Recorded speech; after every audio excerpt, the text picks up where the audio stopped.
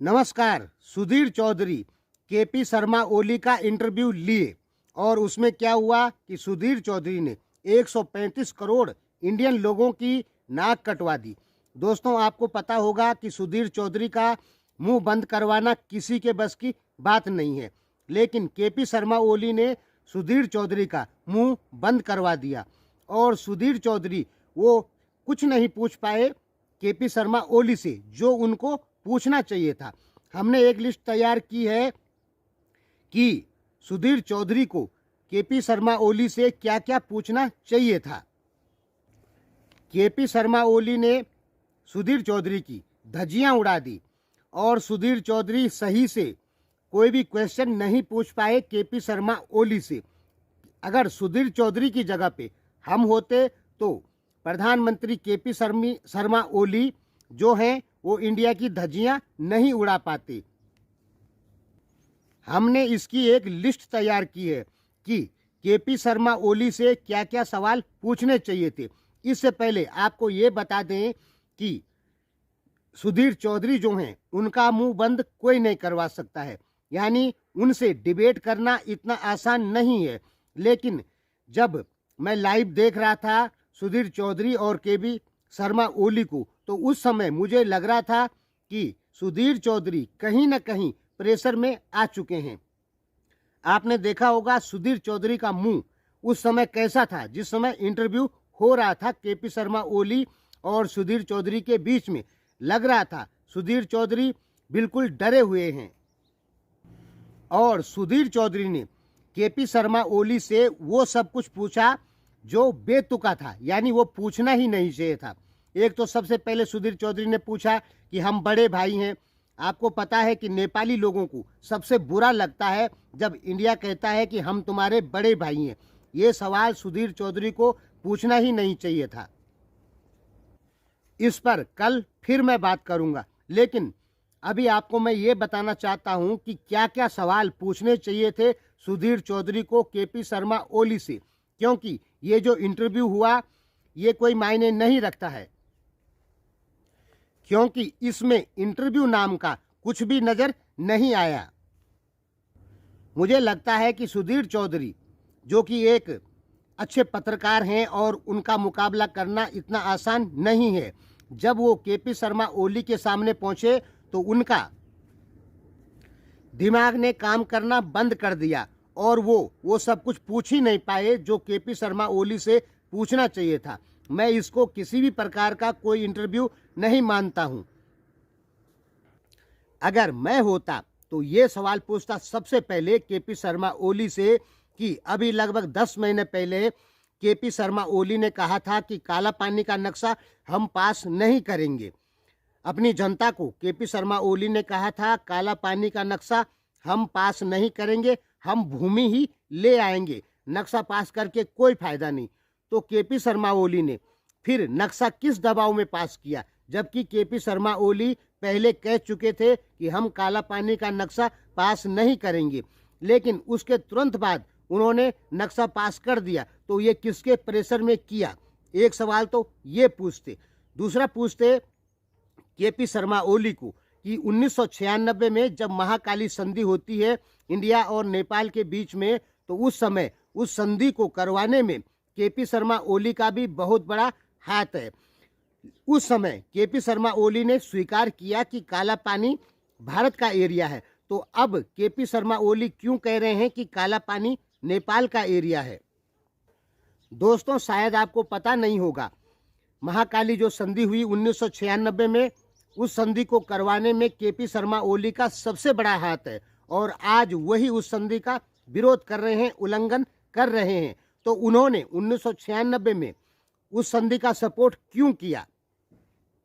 यानी पहले उन्होंने कह दिया 1996 में कि काला पानी इंडिया का है और अब कह रहे हैं कि काला पानी इंडिया का नहीं है। ये सवाल भी उनसे पूछना चाहिए था। अभी लगभग 2 साल पहले भारतीय सब्जियों पे और फल फ्रूट पे रोक लगी थी नेपाल में, वो प्रधानमंत्री ओली ने लगाई थी और कहा था कि इसमें कार्बाइड का इस्तेमाल होता है और मिलावट ज़्यादा होती है भारतीय सामानों में, इसलिए कुछ समय के लिए रोक लगी थी। भारतीय सब्जियों पे और फलों पे। तो दोस्तों जहाँ तक मिलावट की बात है तो वो तो आप ये जान लीजिए कि नेपाल में जितने खाने वाली तेल की कंपनियां हैं उनका तेल आप चेक कीजिए, केवल 25% ही शुद्ध होता है, 75% अशुद्ध होता है। हम कंपनियों का नाम नहीं लेना चाहते हैं, वो ठीक नहीं है। और दूसरी मिलावट भी बता देते हैं आपको, पॉलीप्रोपोलिन में कैल्शियम कार्बोनेट की मात्रा 100 किलो में 75 किलो की कर रहे हैं कुछ कंपनियां, जैसे गार्डिया केमोप्लास्ट, कृष्णा पॉलीमर, पॉलीप्लास्ट, निकोन के बी, त्रिवेणी सिंपैक्स, शिवम प्लास्टिक, जगदम्बा, त्रिशक्ति और भी बहुत सारी कंपनियां हैं जो पॉलीप्रोपोलिन में कैल्शियम कार्बोनेट की मात्रा 75% कर देती है, जबकि असली मात्रा 5% होनी चाहिए। तो इतनी ज़्यादा मिलावट वो कंपनियां कर रही हैं, तो उनके ऊपर प्रधानमंत्री ओली ने एक्शन क्यों नहीं लिया। और दूसरी बात, नेपाल के प्लेन एरियो में जो सब्जियां जा रही है, वो कच्ची सब्जियां आती है, उनमें कार्बाइड का इस्तेमाल किया जाता है नेपाली लोगों द्वारा, तो उन पे एक्शन क्यों नहीं लिया। केवल भारतीय सब्जी पर ही उस समय रोक क्यों लगाई, जबकि मिलावट तो पूरे नेपाल में होती है और रोक लगी केवल भारतीय सब्जियों में। भारतीय सब्जियों को ज़्यादा खाद वाला विषैला बता दिया प्रधानमंत्री ओली ने, जबकि नेपाल में भी उन्हीं सब्जियों का उत्पादन होता है भारी मात्रा में खादों का प्रयोग करके। तो प्रधानमंत्री ओली ने अपने यहाँ की जो सब्जियों का उत्पादन होता है उसमें सुधार नहीं किया, बल्कि इंडिया से आने वाली सब्जियों पर रोक लगाई। तो वो रोक क्यों लगाई और किसके प्रेशर में लगाई। अब अगला, एक बार प्रधानमंत्री ओली ने कहा कि इंडिया से जो भी गाड़ियां आएंगी, ट्रक आएगा, वो सब जीपीएस सिस्टम से लेस होगा, यानी उनके पास लोकेशन ट्रैक करने वाला फोन होना चाहिए, यानी एंड्रॉइड फोन होना जरूरी है। यदि एंड्रॉइड फोन नहीं होता है तो उन गाड़ियों को नेपाल में प्रवेश नहीं मिलेगा।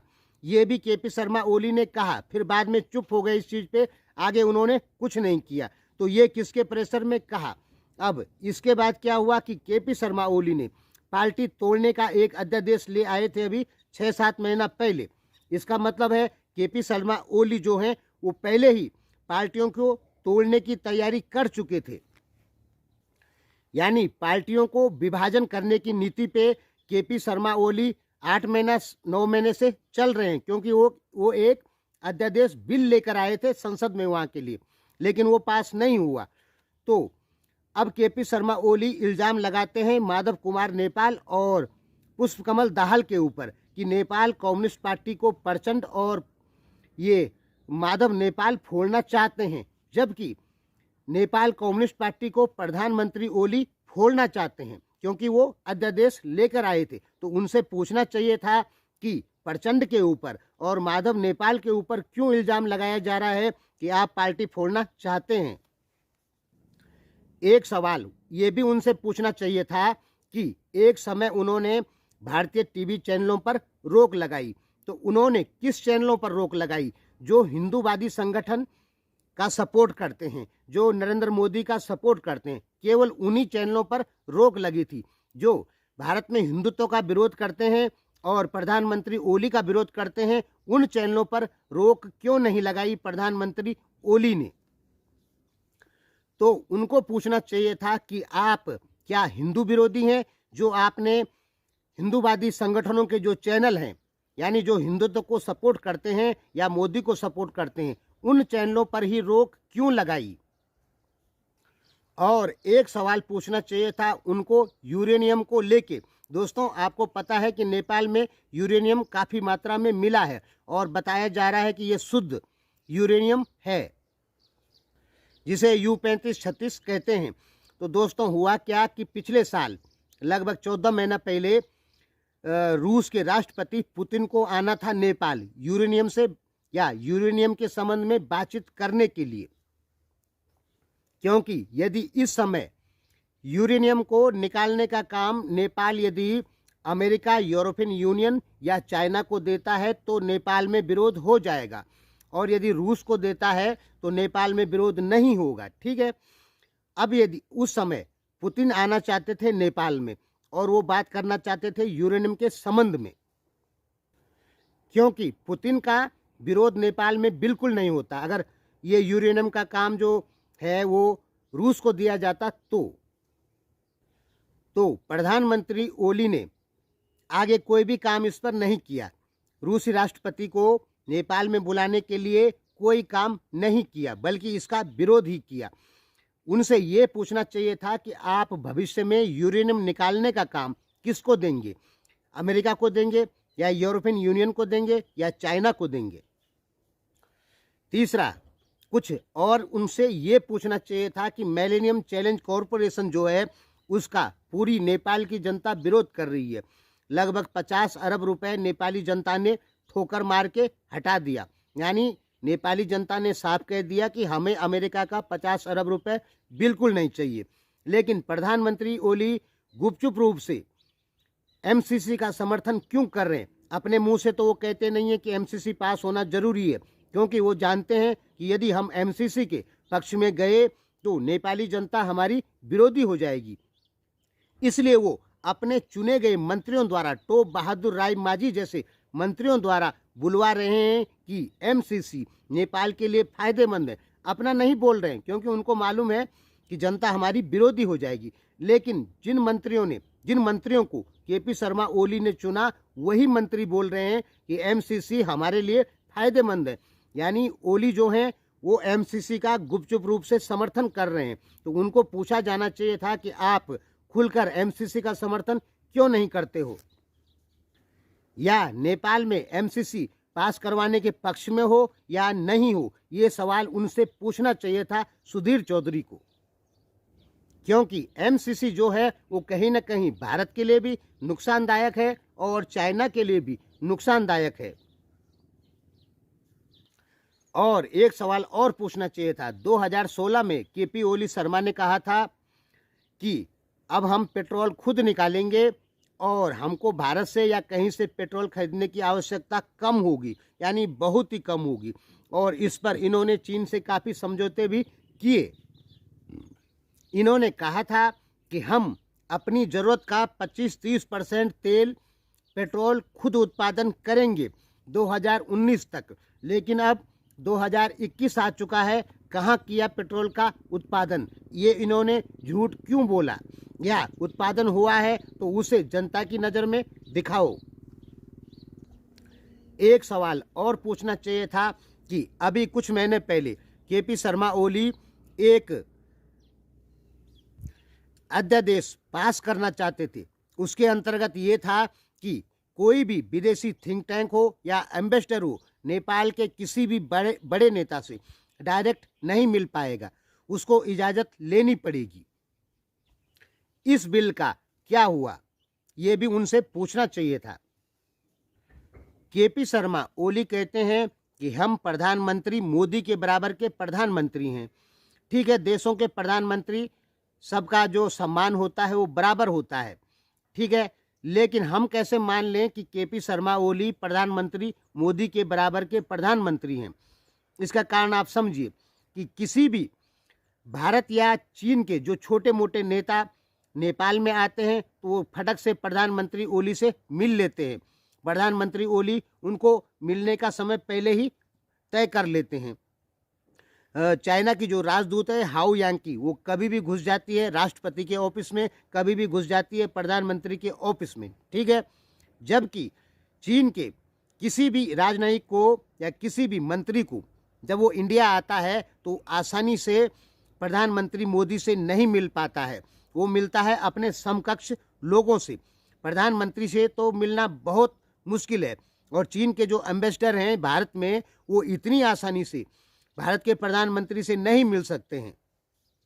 इसके लिए चीन के एम्बेसडर को कम से कम 5 महीना पहले ही बताना पड़ेगा कि हम प्रधानमंत्री से मिलना चाहते हैं, और तो जाके कहीं 2-4 महीने बाद प्रधानमंत्री मोदी चीन के एम्बेसडर से मिलने की तारीख तय करेंगे। लेकिन नेपाल में ऐसा नहीं है। हाउ यांकी की जब मर्जी होती है वो डायरेक्ट मिल जाती है नेपाल के प्रधानमंत्री, नेपाल के राष्ट्रपतियों से। राजदूत, दूत मतलब आप समझते हैं, पुराने ज़माने में राजाओं के सामने खड़े रहते थे दूत, और बोल नहीं पाते थे कुछ भी नहीं राजा लोगों को। दूत वही होता है। दूत की कोई हैसियत नहीं होती है प्रधानमंत्री के सामने। लेकिन नेपाल में प्रधानमंत्री और चाइना का जो राजदूत है उनकी हैसियत बराबर है। यानी आप समझ रहे होंगे हम क्या कहना चाहते हैं। तो कैसे हम मान लें कि प्रधानमंत्री ओली जो हैं वो मोदी के बराबर के प्रधानमंत्री हैं।